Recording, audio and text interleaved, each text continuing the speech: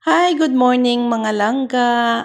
Ang reyna ng kusina ay nagluto ng chicken curry. So, niluto ko muna to ng half cook ang ating patatas. So, ayan na siya.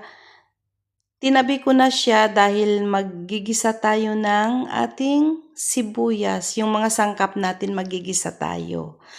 So, ayan na nga. Ginger ang inuna natin. Sunod natin yung sibuyas. Pagkatapos ng sibuyas ay ilagay natin ang ating bawang.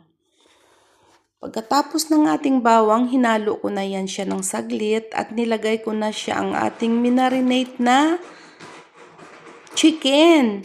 So, minarinate ko yan siya guys ng 30 minutes. So, ayan na siya. Hinalo ko lang ng saglit yan at saka nilagyan ng patis.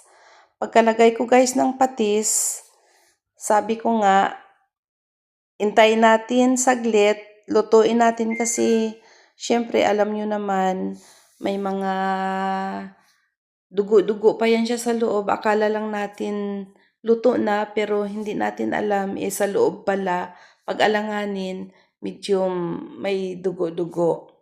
So ayan siya, nilagyan ko na siya ng pangalawang gata dahil iyan ay pangpalambot ko sa aking manok. Pampaluto din, ganyan.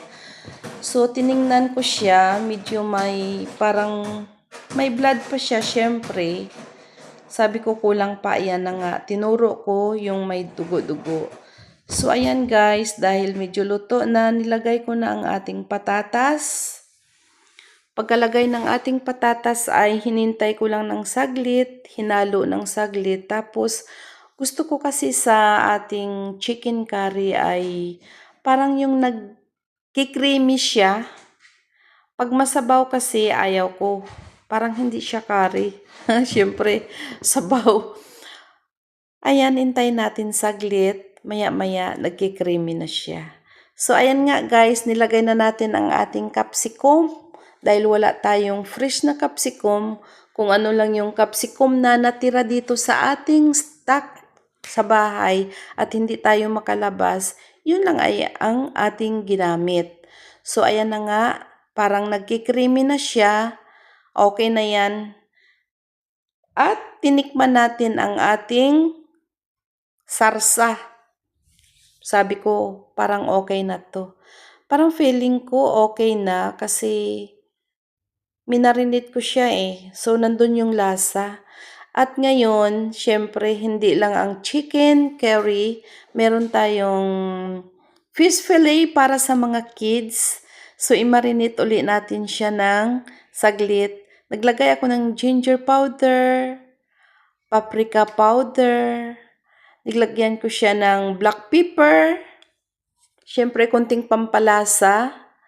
Konting asin ang nilagay ko.